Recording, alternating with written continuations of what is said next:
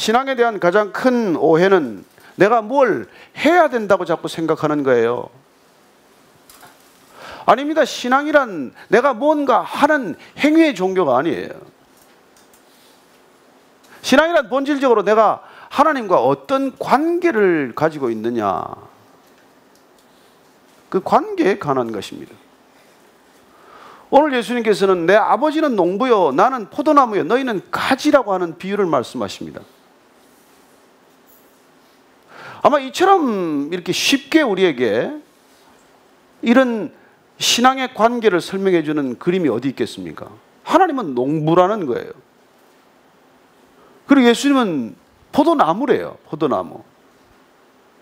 그리고 우리는, 예수님의 제자인 우리는 가지라고 말합니다. 여러분 한번 생각해 보십시오. 그 이 이스라엘 땅의 중동 땅에는 유실수, 과실을 맺는 가장 소중한 나무가 세 종류 있어요. 포도나무, 올리브나무, 그리고 무화과 나무예요. 이 나무들은 다 볼품이 없는 나무입니다. 뭐 그렇게 반듯하지 않아요. 나무를 목재로 쓸 수 있는 게 아닙니다.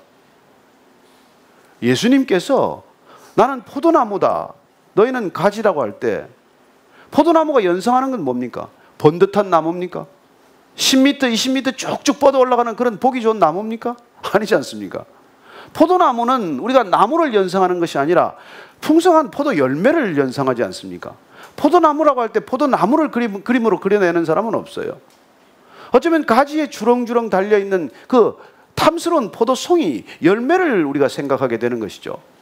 그래서 하나님께서는 포도원의 주인이 되시는 분이고 나는 포도나무와 같고 너희는 포도나무에 매달려 있는 가지와 같은 존재라고 말씀해 주고 계신 것입니다. 그렇습니다. 신앙은 궁극적으로 이 관계에 관한 말씀이에요. 여러분들이 뭐 하나님 나라에 들어가고 안 들어가고는 여러분의 착하고 그런 무슨 대단한 행위에 달려 있는 게 아니에요.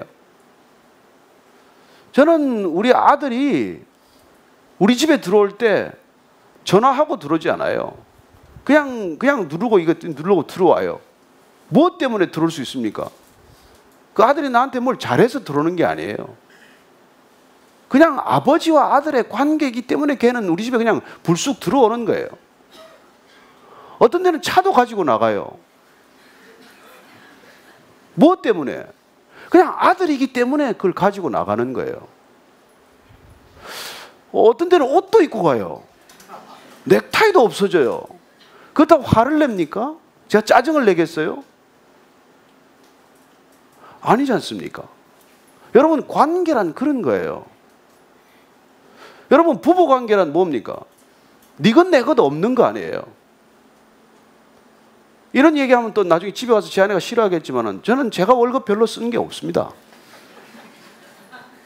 아마 그렇다고 돈을 많이 번다는 뜻은 아니고 직장 생활을 할 때나 지금이나 그냥 통장에 들어가 있으면 알아서 다 쓰는 거예요. 일일이 나한테 허락을 받는다든지 설명하거나 그러지 않습니다. 저 또한 설명을 단 한 번도 평생 동안 요구해 본 적이 없어요. 너는 어디 썼냐? 얼마를 썼냐? 금전 출납부를 가져와라. 그러지 않습니다. 왜요? 서로 믿는 관계이기 때문에. 제 아내가 그 빠듯한 월급 가지고 가정을 살아낸다라는 믿음이 있기 때문에, 그 믿음의 관계이기 때문에 저는 어떤 것도 그걸 가지고 문제를 삼거나 따지거나 야단치거나 나무라거나 그러지 않습니다. 그리고 이 관계란 건 이렇게 소중한 거예요. 신앙이란 내가 없던 관계를 새롭게 맺기 시작하는 것이고 그 관계 속으로 들어가는 것을 말합니다. 오늘 예수님께서 제자들에게 이 신앙의 본질을 너무 알려주고 싶은 거예요. 얘들이 나한테 눈에 들기 위해서 그동안 애도 쓰고 어떻게 하면 다른 제자보다도 내 눈에 들기 위해서 그렇게 뭐 힘들어 애를 쓰는 모습도 보셨고, 또 어떤 때는 예루살렘에 입성하면 예수님 오른편에는 누가 앉고 왼편에는 누가 앉느냐 그걸 가지고 서로 싸우는 것도 보았고, 그리고 여기까지 지금 제자들을 데리고 온 거예요.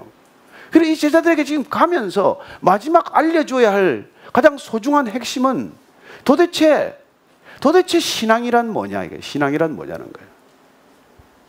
그건 오늘 예수님께서 나는 참 포도나무라고 말합니다. 예수님 참이 트루 이걸 좋아하세요. 참 포도나무. 앞에 보면 나는 참 빛이라고 말합니다. 나는 참 생명, 참 떡이라고 말합니다. 오늘은 참 포도나무라고 말하는 것이죠. 그래서 그 포도나무라는 것은 보면은 내게 붙어 있어서 이 열매를 맺는 것이 목적이기 때문에 그 여러분인 가지, 여러분 가지와 포도나무의 관계가 되면 그 가지는 책임이 있는데 한 가지 뭐냐면 가지에 붙어 있어야 할 책임이에요. 가지란 떨어지면 말라서 그건 버려지는 거죠. 불 쏘시게 되고 마는 것이죠. 그리고 가지란 붙어 있는 것. 그리고 두 번째는 붙어 있기만 하면 어떤 일이 일어날까요? 열매를 맺는다는 거예요. 열매를 맺는다는 거예요.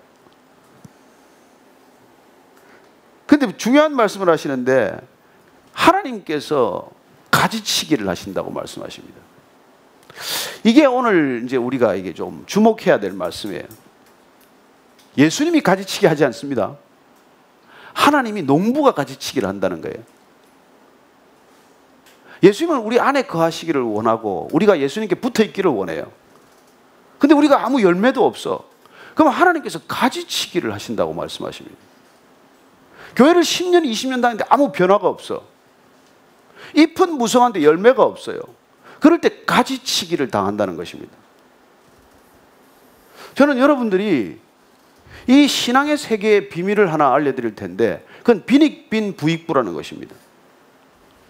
여러분 세상에서는 빈익빈 부익부는 사회적 정의라고 말하지 않습니다. 그러나 영적 세계에서는 믿음이 있으면 더 큰 믿음이 생겨요.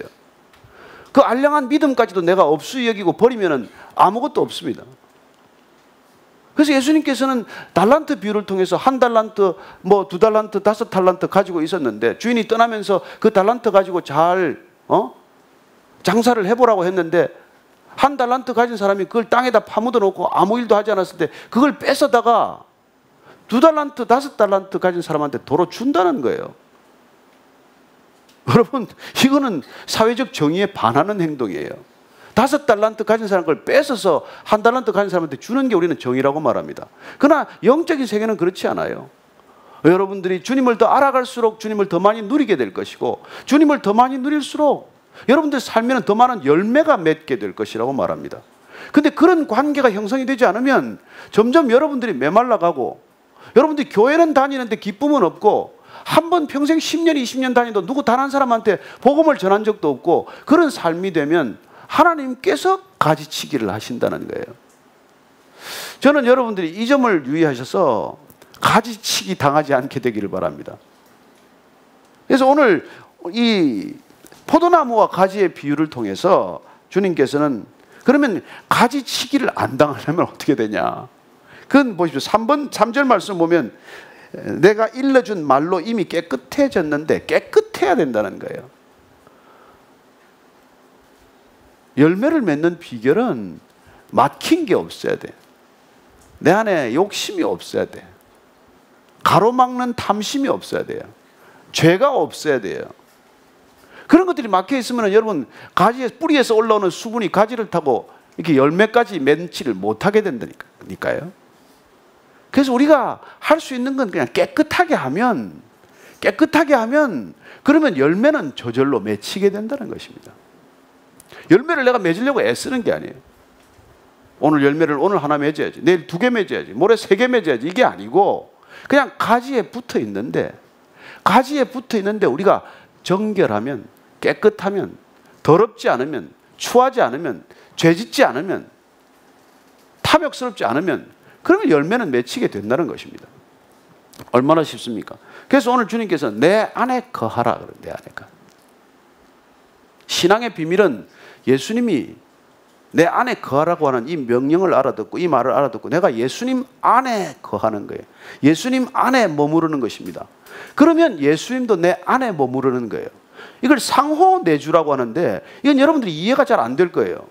어떻게 내가 A 안에 들어가면 A가 또 내 안에 들어올 수 있습니까? A는 B 안에 있을 수 있지만 B는 A 안에 못 있어요. 그러나 영적인 신비는 A는 B 안에, B는 내 안에 있을 수 있다는 것입니다. 불가능할까요? 아니죠. 여러분들 연애할 때 어떻습니까? 서로 사랑하는 사람은 서로 안에 있는 거예요. 몸은 떨어져 있죠. 그러나 생각만 해도 내 안에 가슴이 뿌듯하고 샘솟듯이 사랑이 솟아오르는 건 그분이 내 안에 있기 때문이에요. 서로 사랑할 때 이런 관계가 된다는 것입니다. 여러분, 신앙은 복잡하지 않아요. 서로 사랑하는 관계에 빠진 것입니다. 나는 여러분들이 예수님을 위해서 무슨 일을 하려고 하지 말고 그분을 사랑할 수 있게 되기를 바랍니다. 내가 그분을 사랑하면 그분이 내 안에 오시고 나도 그분 안에 있는 거예요. 저는 뭐 조금 있다가 우리 안 목사님이랑 또 얘기를 좀 하겠지만 우리 안 목사님을 사랑하기 때문에 저분이 내 안에 있어요. 근데 내가 저분 안에 있는지 잘 모르겠어. 그러나 둘이 신뢰하고 둘이 서로 사랑하면 몸은 떨어져 있지만 어떤 때는 일주일에 한두 번밖에 못 보지만 그러나 우리는 서로의 안에 있을 수 있는 존재. 이게 여러분 얼마나 큰 영적 비밀인지 몰라요. 여러분, 이건 시간을 초월하고 공간을 초월합니다.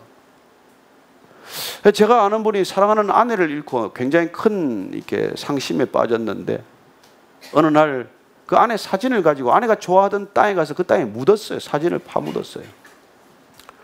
그러고는 뭐 트레킹을 끝내고 돌아왔는데 한결 그 아내를 이렇게 생각하는 게 마음이 가벼워졌다는 그런 얘기를 적은 글을 보았습니다만, 어쨌건 떠났지만은 떠나지 않은 아내를 간직하고 있는 거예요.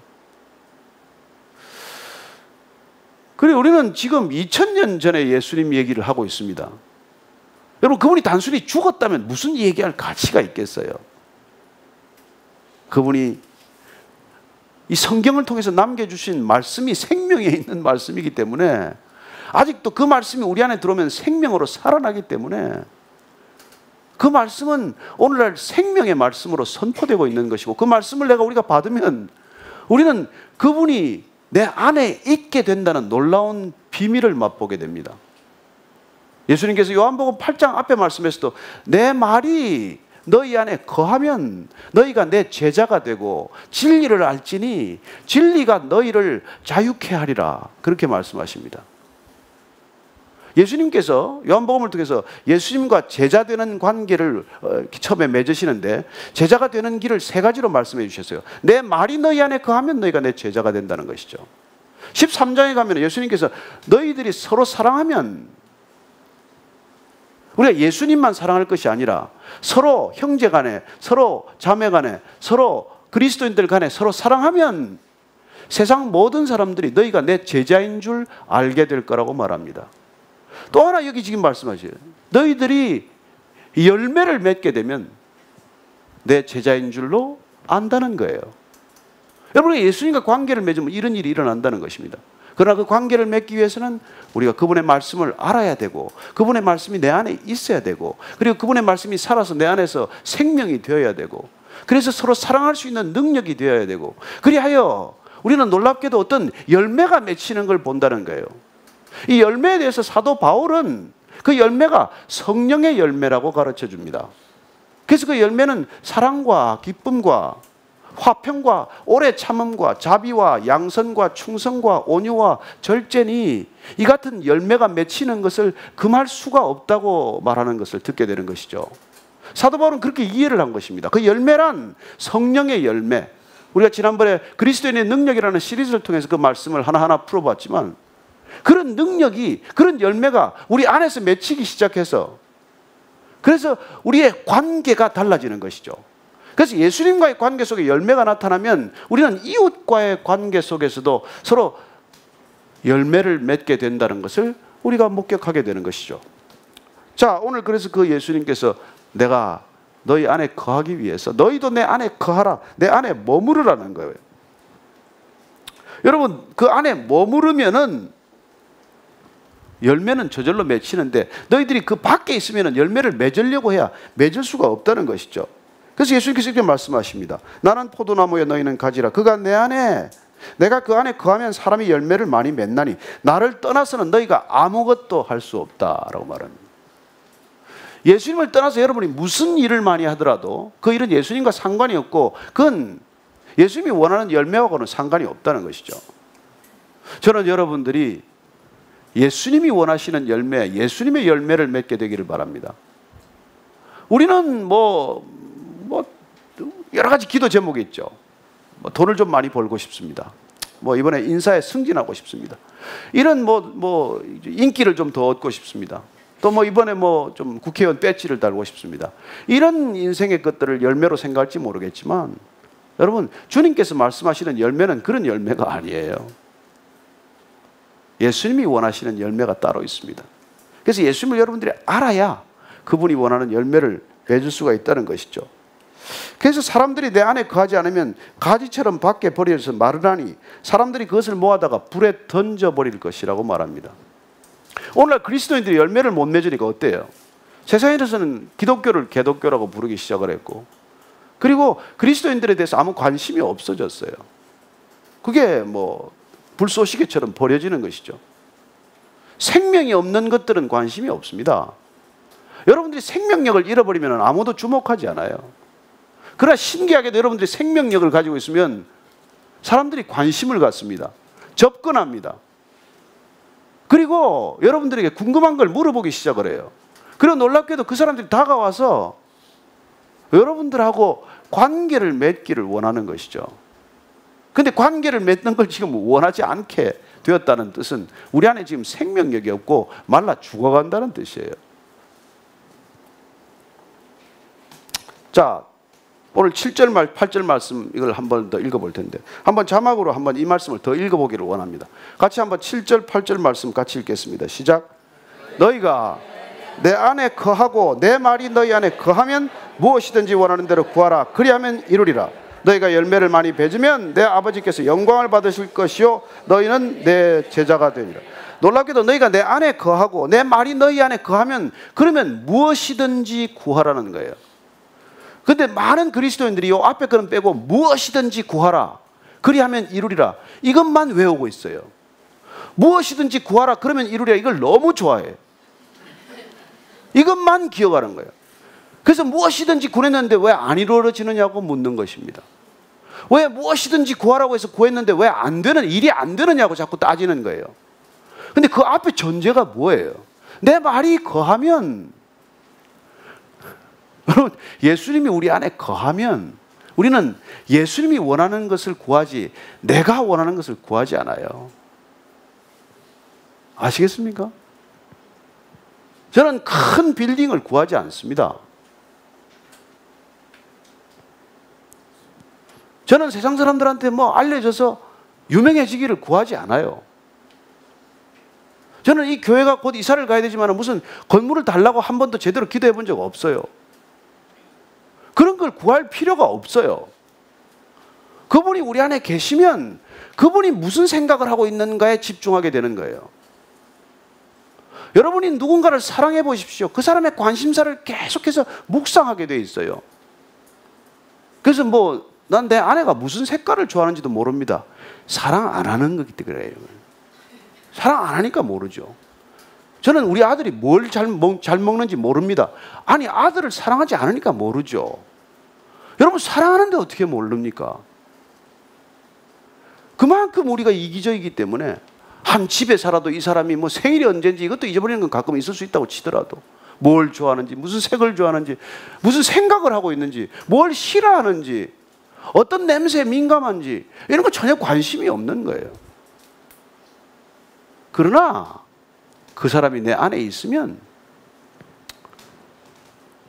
오늘 저기 앉아 계셔서 내가 참 예화로 쓰기가 민망한데, 저기 앉아있는 한 부부가 있는데 저분이 평생 결혼해가지고 지금도 수십 년 동안 매일 점심때 되면 아내한테 전화를 걸어요. 뭘 먹는지 궁금한 거예요. 저는 별로 안 궁금하거든요. 저는 점심시간에 아내한테 전화 안 겁니다. 근데 얼마나 사랑하면 매일 전화를 걸겠어요. 애가 다 커서 내일 모레 결혼해야 되는데 아직까지도 둘이는 애들처럼 연애를 하는 거예요. 아니 뭐 잘못됐다는 게 아니고 뭐 어떤 때는 그게 좀 부담스럽기도 해요. 그런 얘기가. 그렇지만 그러나 여러분, 사랑한다는 건 그런 마음 아니겠어요? 근데 그렇게 서로 사랑하니까 아내가 남편한테 뭘 구하겠어요? 저는 두 분이 뭐 서로 구하지 않아도 모든 게 다 이루어지는 관계라고 믿습니다. 정말 서로 사랑하면 뭘 요구하는 관계가 아니라 말하기 전에 들어주는 관계가 돼요. 그래서 정말 여러분들 주님을 뜨겁게 사랑하면 주님한테 구하는 것들 구하기도 전에 알고 계신다는 것, 그리고 심지어는 구하기도 전에 응답하시는 하나님을 경험할 줄로 믿으시기 바랍니다. 정말 신기한 간증들이 있어요. 내가 구하지도 않았는데 주시는 일도 있다는 겁니다. 그분을 생각하고 그분을 사랑하고 그분을 위해서 끊임없이 내가 그렇게 했더니 그분은 놀랍게도, 그래서 내 말이 너희 안에 구하면, 너희가 나를 알면, 내가 너희 안에 있으면, 그러면 구하라 무엇이든지 이루라 그럴 때 그분이 내 안에 있으면 그분의 뜻을 따라 구하지 그분의 뜻에 반하는 것을 구하지 않게 된다는 것입니다. 여러분, 이게 신앙의 비밀이에요. 세상 모든 사람들이 구할지라도 그걸 구하지 않게 됩니다. 내 안에 그분이 계시면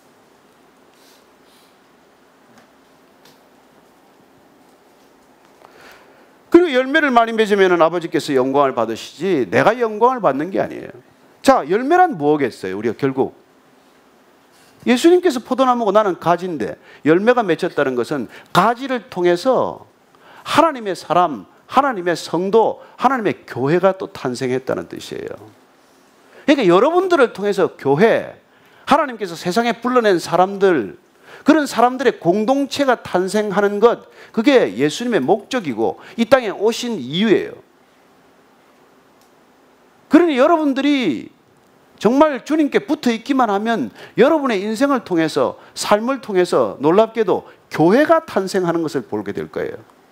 이런 문패 건 교회가 아니라 하나님의 공동체, 나보다도 누군가를 더 사랑하는 공동체, 누군가를 위하여 내가 아낌없이 손해볼 수 있는 공동체. 그래서 가정이라는 것도 진정한 주님께 붙어 있지 않으면 하나님의 이 가정이 안 되는 거예요. 그 가정에서 서로 나를 섬겨라고 주장하는 거예요. 너 나한테 잘해봐라, 내가 너한테 잘하지 않나? 아니요. 하나님의 공동체는 그렇지 않습니다. 내가 먼저 나한테 대접받고 싶은 대로 누군가를 대접하는 삶이 시작이 되는 것이죠. 그게 열매예요, 열매. 이 열매가 여러분들 세상에서 생각하는 열매가 아니라 정말 아름다운 관계 속에서, 사랑하는 관계 속에서만 싹트고 꽃피울 수 있는 그런 아름다운 관계의 열매를 말하는 것이고, 그 관계의 열매는 교회라는 것 속에 집약되어 있는 것입니다. 저는 그래서 교회가 소망이라고 말합니다. 교회만이 이 땅의 유일한 희망이라고 말합니다. 아니, 이런 교회, 건물교회 말고 정말 죽기까지 주님을 사랑하는 공동체, 누군가를 위해서 아낌없이 정말 내가 희생할 수 있는 공동체, 그런 열매가 탄생한다는 것이죠. 저는 주님께서 그 열매를 바라면서 제자들에게 이 말씀을 하고 계신 것입니다. 이제 내일 십자가에 달리실 거예요. 정말 손에 발에 못이 박혀서 처절하게 죽어갈 것입니다. 그러나 그런 예수님에 붙어 있기만 하면 우리는 아름다운 열매, 풍성한 열매, 탐스러운 열매, 상상할 수 없는 생명의 열매를 맺게 될 것이라고 말씀하고 계신 것이죠. 저와 여러분들의 인생을 통해서 그런 열매 맺는 인생 되기를 축복합니다. 네, 기도하겠습니다. 하나님 아버지, 끝없이 목마른 우리의 인생 가운데 오셔서 너희는 더 이상 목마르지 않을 것이다. 하나님이 나의 아버지, 여호와는 나의 목자시니 내가 부족함이 없으리라고 고백한 다윗의 고백처럼 제 인생에 더 이상 목마르지 않습니다. 그럴 때 주님께서 채워주시는 풍성한 은혜의 강물이 물 흐르듯 흘러 아름다운 열매가 될 줄로 믿습니다. 우리 각자의 인생 가운데 오늘 이 자리에서 말씀을 듣고 그 말씀이 우리 안에 거할 때 우리 인생에 그런 아름다운 열매 맺는 인생들 다 되게 하여 주옵소서. 예수님 이름으로 기도합니다. 아멘. 우리 지금 페이스북 교회 페이스북에 들어가시면 이 생중계되고 있거든요. 그래서 여러분 궁금하신 거 지금 이렇게 질문을 해주시면 바로바로 릴레이를 할 수 있습니다. 질문 지금 막 들어왔는데요. 흔히 사람들은 수로 사람을 평가합니다. 네. 회사에서도 시청률, 성장률 등 수치로 사람을 판단합니다. 교회도 사람 수가 늘어야 부흥이라고 말하는 것을 보면 세상과 별 차이가 없다고 생각합니다. 오늘 열매 맺는 삶에 대해 말씀해 주셨는데 아무리 노력해도 열매가 맺혀지지 않는다면 어떻게 해야 되나요? 그러니까 수가 늘지 않는다면 뭐 이런 뜻인 것 같긴 한데요.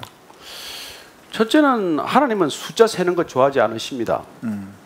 예, 다윗이 계수하다가 야단 맞지 않습니까? 네, 세게 맞았죠. 그리고 숫자가 늘어나는 것 절대로 부흥이 아닙니다.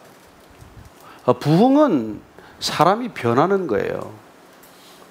단 한 사람이라도 변하는 게 부흥이지 사람이 늘어나는 건 절대로 부흥이 아닙니다. 그래서 우리는 세상이 말하는 성장의 개념을 부흥과 같이 보아서는 안 됩니다. 그리고 두 번째는 그분이 뭐 아무리 애를 써도 열매를 안 맺으면 어떻게 해야 되냐. 네, 네. 여러분 미국 갈 때 비행기 안에서 뛸 필요 없습니다. 그냥 가만히 앉아 있으면 미국 갑니다. 예수님 때 지금 비행기가 없어서 이 비유를 한 거예요. 아, 나는 비행기요 너희는 좌석이라 이렇게 말씀하시고 싶었는데 여러분 비행기 타면 안심하시기 바랍니다. 짐 체크인 하면 짐 걱정 안 하게 되기를 바랍니다. 간혹 분실하는 일이 있기도 하지만 그러나 짐 체크인하고 비행기 타면 편안하게 가시게 되기를 바랍니다. 편안하게 가는 건 신앙이에요. 그 안에서 뛰어다니는 게 종교입니다. 비행기에서 자꾸 뛰면 아니, 빨리 가려고. 네. 비행기에서 뛰면 혼나는데요. 네, 스튜디오에서 야단 맞죠. 근데 목사님 그 혹시 오해하실 것 같아서 그러니까 수가 느는 거가 그러니까 사람이 변하면 그 변하는 사람 보고 또 그 사람처럼 되고 싶은 사람들이 이렇게 더해지면 왜 성경에도 보면 날마다 그 수를 더한다 그러셨잖아요. 근데 혹시 수가 드러나는 것이 나쁜 것이 아니라 수가 목적이 되는 게 나쁘다는 것이죠. 오케이. 네, 알겠습니다. 재물이 나쁜 것이 아니라 하나님보다 재물을 더 섬기는 게 나쁘다고 말하는 것이죠. 옛날에 근데 인간이 숫자를 보기 시작하면 숫자에 금방 중독돼요. 그래서 숫자를 의식적으로 사실 안 보는 그런 노력을 해야 합니다. 결정과 노력이 예. 그게 이게 기부행위예요, 사실은.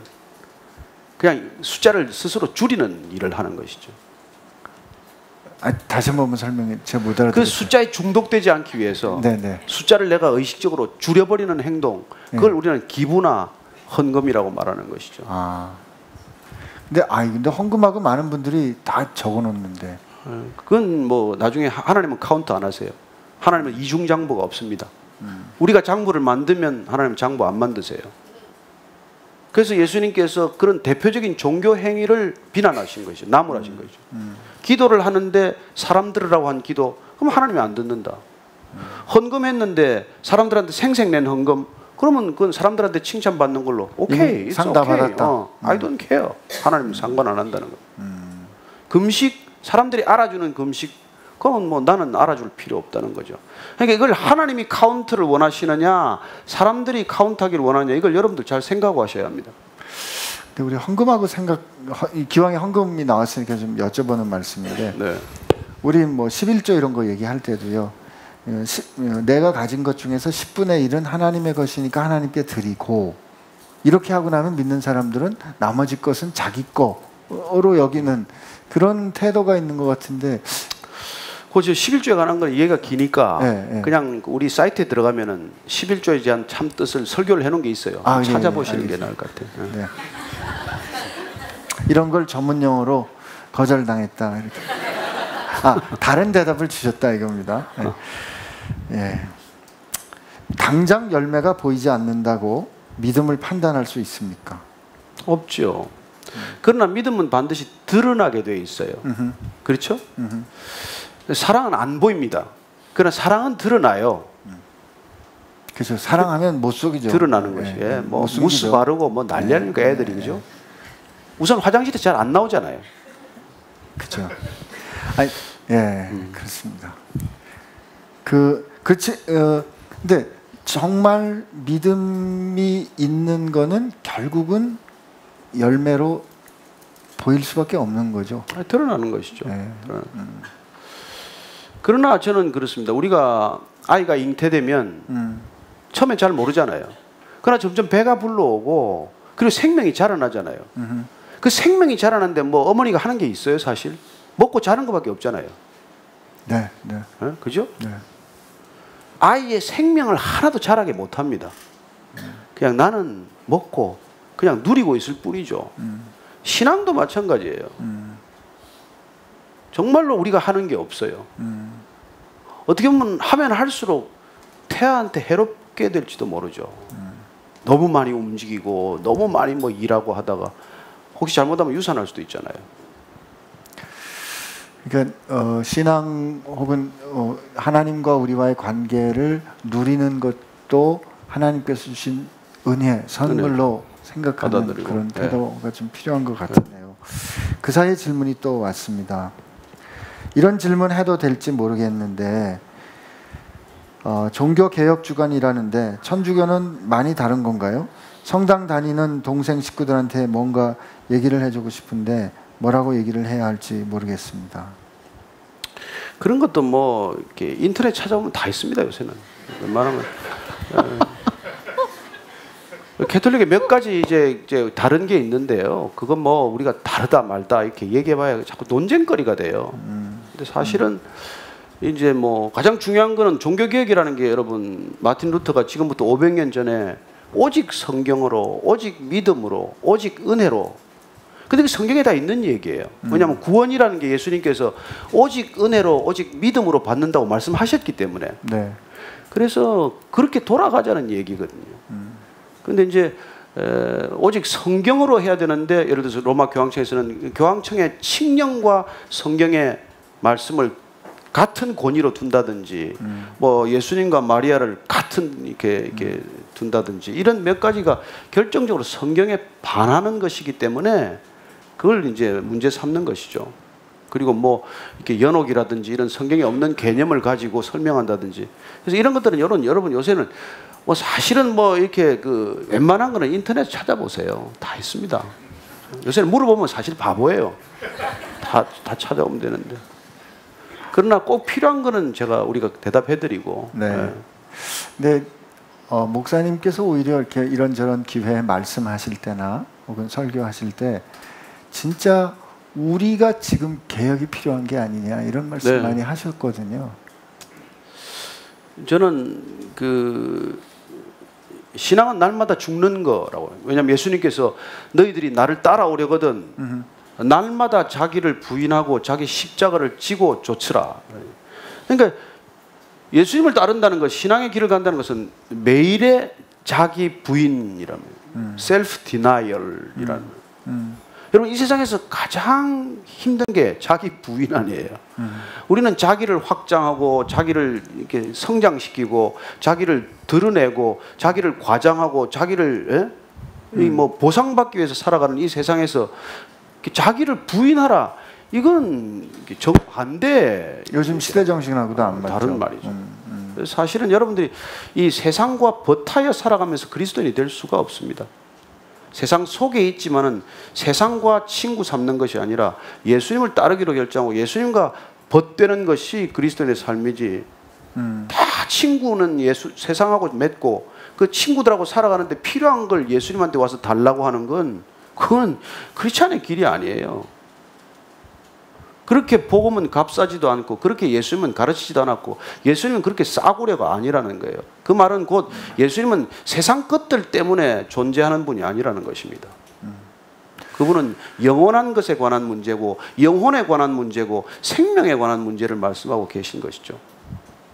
그 말씀은 혹여 그리스도인이라 말하면서도 지금 말씀하신 것처럼 세상에서는 세상 것을 다 누리고 짝하고 지내면서 그렇죠. 필요를 여기서 채우려는 태도가 있다는 거군요. 근데 목사님 우리가 포도나무에 우리가 가지라면 이렇게 주일에 교회에 왔을 때는 내가 가지구나. 근데 바깥에 갔을 때 소위 말하는 세상에 갔을 때 내가 가진 거 이거 어떻게 확인을 하면 좋을까요? 저는 세상 가운데 있어서도 여러분 사과나무가 세상에 간다고 배를 맺습니까? 복숭아를 맺습니까? 사과나무는 어디에 심기거나 사과 열매를 맺게 돼 있어요. 그래서 그분이 꼭 붙어 있으라는 것은 붙어서 있기만 하면 어디를 가든지 그분의 열매를 맺을 수 있다는 것입니다. 근데 세상에서 우리 직장에서 일하면서 이렇게 예수님, 뭐 하나님 이런 말을 이렇게 늘 쓸 수 있는 건 아니지 않습니까? 성경의 에스더서를 보면 하나님이란 표현이 하나도 없잖아요. 아수에로 왕이라고 하는 그 전혀 이방 국가에 가서 왕비가 되었는데 단 한마디도 예수님 하나님에 관한 예의가 없지만 그러나 하나님의 열매 맺는 삶을 살아낸 얘기죠. 우리가 직장에 가서 하나님 예수님 얘기를 하나도 하지 않더라도 그곳에 하나님을 드러내는 삶은 가능하다는 것입니다. 저 예를 들면 이게 조금 뭐 맞는 예인지 모르겠지만 네. 술자리 갔다가도 네. 끝날 때 술통 배달 다 하고 네. 하는 이런 거 말이죠. 네. 술값을 내주기도 하고 술값. 술은 안 먹었지만 술값은 계산하는 거 얼마나 아름다워요. 그리고 술 취한 사람들 다 업어다가 집에 또 데려다주고, 데려다주고 침대까지 내려다주고 그 부인들이 못 이렇게 침대 못 데려갑니다. 너무 무거워서 업어다가 침대에 다 눕혀다주고. 그리고 대개는 이게 크리스찬들이 술값도 안 내지만 술은 안 먹고 안주를 많이 먹어요. 예. 이건 가장 비열한 행위니까. 비열한 행위다.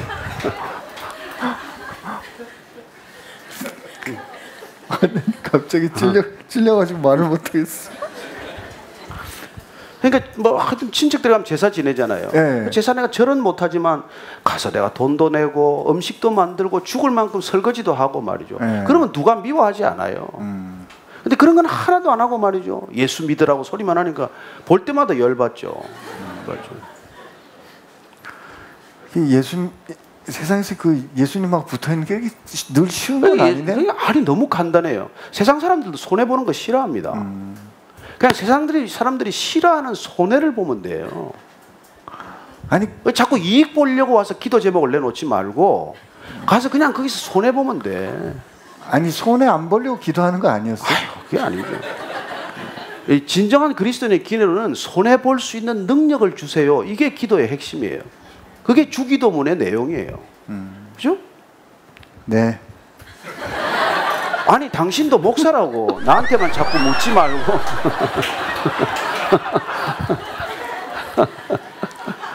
뭐 그 사이에 뭐 질문이 엄청나게 오는데 제 긴 질문, 긴 사연 같아서 하나 소개를 해드릴게요. 시간이 많이 가는데 저는 이사를 하면서 집 앞 작은 교회로 옮기고 현재 교회 내에서는 별다른 봉사나 성경 공부 같은 것을 하고 있지는 않습니다. 교회 내에서 여러 사람들과 기도 제목을 나눈다거나 간증하거나 그런 게 너무 싫어요. 가로 열고 의도와는 달리 변질이 쉬워요. 그래서 교회보다 회사에서 후배들에게 제가 일하는 것을 통해 예수님을 증거하고자 나름 정말 노력하며 살고 있습니다. 그런데 현재 다니는 교회 목사님, 사모님께서 저희 부부에게 청년들을 섬기거나 성경 공부 등에 참여할 것을 은근히 말씀하세요. 어떻게 해야 할까요? 아직 마음은 좀 열리지 않는데 이게 하나님께서 하시는 말씀일 수도 있나 생각이 듭니다. 너무 긴데 한마디로 본인은 이미 교회가 되어 있어요. 보니까 좋은 신앙생활을 하고 있는데 이 교회에서 오히려 자꾸 이렇게 오라 그러는 거 빨아 당기는 거죠. 사실은. 근데 교회가 요구하는데 에너지를 다 뺏기면 사실은 세상에 쏟을 에너지가 없어요. 저는 이 형제가 옳다고 믿습니다. 정 다니기 어려우면 그럼 여기 일로 오든지 뭐. 아니 조그만 교회라는데. 글쎄 그렇구나. 조그만 교회 하나 빠지면 목사님 잘 섬기라고 잘 섬기라고. 상처 받으세요. 잘 섬기라고. 근데 지금 살고 있는 이야기를 그냥 목사님하고 한번 나누면 어떨까 싶어요. 잘 안 됩니다. 자, 예. 무슨 말을? 네. 질문 그냥 드리겠습니다. 사랑은 자연스럽게 저도 모르게 생기는 것이라고 생각되는데 사실 예수님 하나님을 사랑하는 마음을 제 스스로 의식적으로 노력하고 가끔은 제 스스로 최면 걸듯 할 때에는 왠지 진정한 사랑이 아닌 것 같기도 합니다. 진정으로 사랑하는 마음이란 어떻게 알 수 있을까요? 저는 요즘 제 자신을 사랑하는 것이 무엇인지 헷갈리고 잘 모르겠습니다. 사랑은 감정으로 생기죠. 그러나 이성으로 사랑을 이렇게 한 단계 한 단계 쌓아가는 거예요. 그리고 의지로 그걸 이렇게 마무리하는 겁니다. 우리가 사랑이라는 감정이 생기면 결혼하자고 하죠. 그러나 결혼하기 위해서는 서로 간에 상당한 준비가 필요해요. 이성적 과정이 필요합니다. 그러나 일단 결혼하고 나면 어떻게든지 살아내겠다는 의지적인 결단이 너무 중요해요. 그때 감정이 상했다고 또 깨자? 이거는 말이 안 되는 것이죠. 그러니까 사랑이라는 걸 단순히 그냥 필링이다, 감정이다 이렇게만 정의하면 안 되는 것이죠. 이럴 때 아멘 하는 겁니다. 아멘. 예, 정말. 근데 언젠가 왜 무슨 광고에서 사랑은 움직이는 거 뭐 이렇게 해가지고 많이 속았던 것 같아요. 뭐 뭔지 모르지만 그 기억나시죠? 예, 사랑은 움직이는 거 뭐 이래가지고. 그러니까 좀 힘들고 마음에 안 들면 그냥 바로 움직일 수 있는 거. 근데 저는 오늘 목사님 하신 말씀이 감정과 우리의 지적이고 의지와 지정의가 다 함께 합쳐진 사랑이 진짜 그렇죠. 아름다운 사랑이다 이렇게 말씀하신 것 같아요. 그래서 궁극적으로 마지막으로는 우리가 결단하는 거기 때문에 그때부터는 마음에 안 들어도 사랑하기로 결정했기 때문에 사랑하는 거예요. 예. 여러분 30년 40년 사는데 배우자가 아름답고 예쁘겠습니까? 아니에요. 네.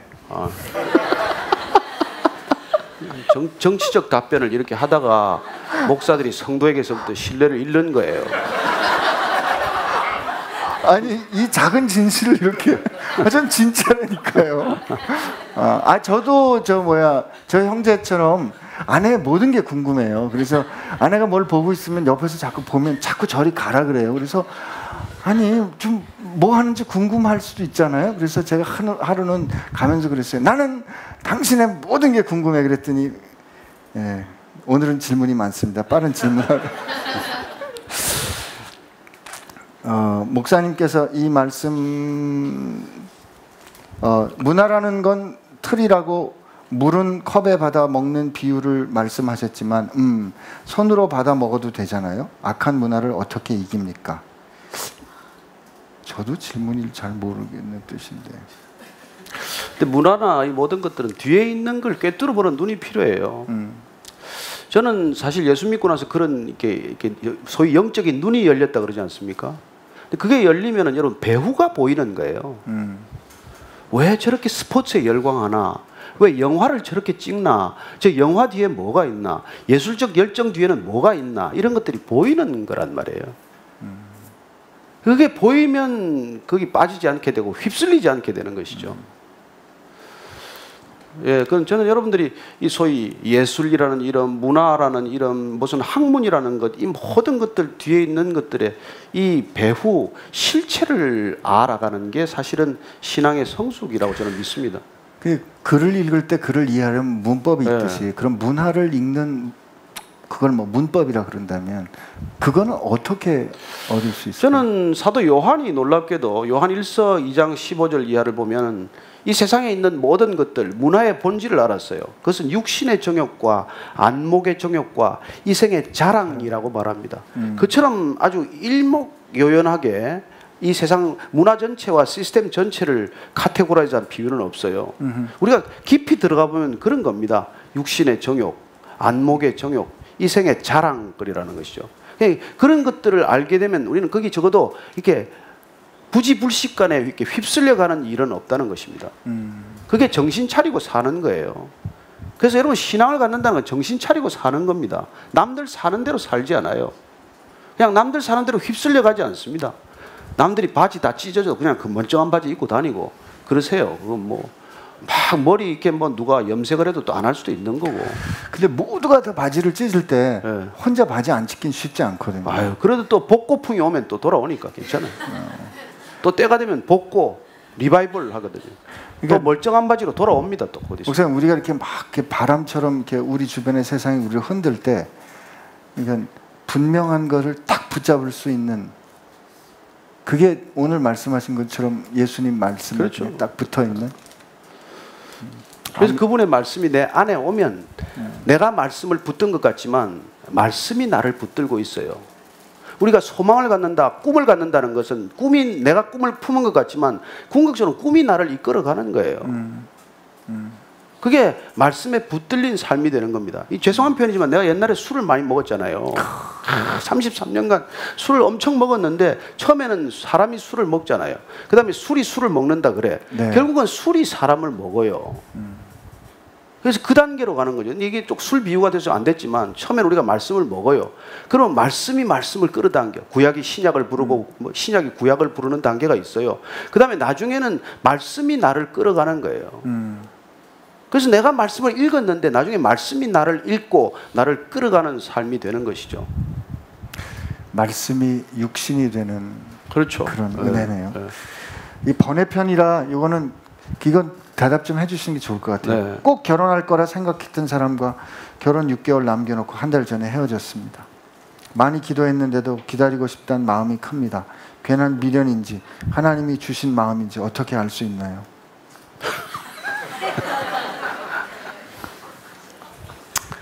어떤 자매가 찾아와가지고 하나님이 당신하고 결혼했다 그러는 거예요. 결혼하라고 음성을 들려주셨대요. 그때는 남자가 한마디 하면 됩니다. 나는 못 들었다. 나는 못 들었다. 여러분, 하나님께서 정말 마음을 주면 동일한 마음을 주세요. 그러니까 우리는 각자 혼자 듣고 나서 너무 나 혼자서 음성 들었다고 그렇게 주장할 게 아니에요. 그리고 누구한테 함부로 가서 음성 들었다고 알려주는 것도 조심스러워요. 잘못 알려주면 큰일 아니에요.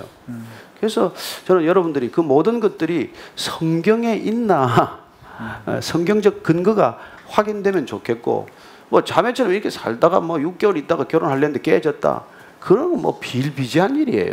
뭐 나만 겪는 일 아닙니다. 그리고 깨어졌으면 하나님한테 감사하십시오. 아, 미리 막아주었구나. 이 사람하고 한 몇 년 살다가 이혼할 거라는 걸 주님이 아시고 미리 막아주셨구나. 그렇게 믿으시기 바랍니다. 아니, 더 좋은 사람이 있다니까. 네네네. 더 좋은 사람이. 좀 힘들고 어려우시더라도 잘 버티시고요. 그리고 결혼이라는 건 마지막 결혼이라는 언약적 관계까지 가기 전까지가 다 에브리띵이 테스트입니다. 그리고 놀랍게도 또 하나님이 진짜면 돌아가지고 그쵸? 누가 뭐 130분 만에 또 선을 봤는데 또 만났대. 우리 형님이 그래가지고 결혼했다는 거 아니에요? 그러니까 처음엔 아니었거든요. 다시 만나가지고 지금 너무 잘 살아요. 끝까지 가봐야 돼요. 기다려요. 저는 더 남았어요. 근데 누가 이런 어려운 상황에 부딪힐 때 이렇게 기도했대요. 하나님, 저는 아직도 힘들고 그 사람이 사랑스러운데 근데 그 사람이 하나님을 따르지 않는다는 것은 제가 받아들일 수 없습니다. 하나님이 원하신다면 그 사람 바꿔주시고, 이게 하나님이 원하는 게 아니라면 내 마음 정리해 주세요. 이렇게 얘기했다 그러거든요. 그래서 그 상황에 대해서 혹시 이 상황을 그냥 하나님께 내드리고 그 하나님께 상황을 이렇게 내드리는 결정하셨으면 좋겠네요. 마무리할까요? 네, 뭐 질문 대충. 네, 다 마쳤습니다. 오늘의 질문 여기까지입니다. 기도할까요? 네, 기도하시죠. 네.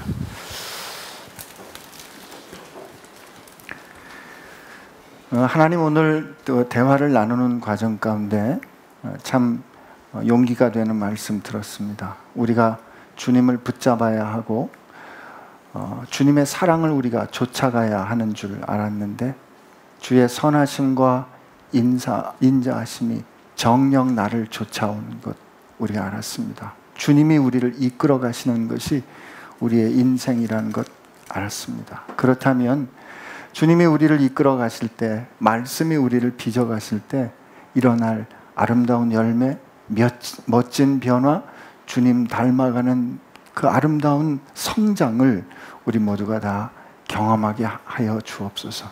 그래서 이야, 주님 이거였어요 하고 놀라는 기쁨이 우리 가운데 가득하게 되기를 원합니다.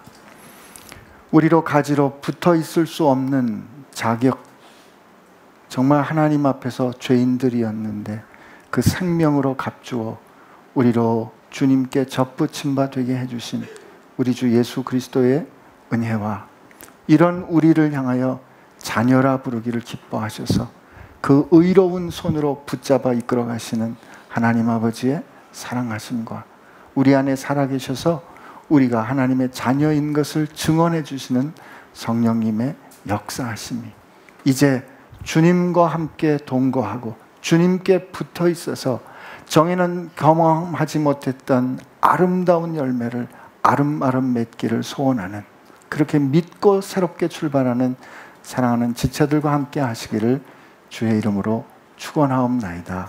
아멘.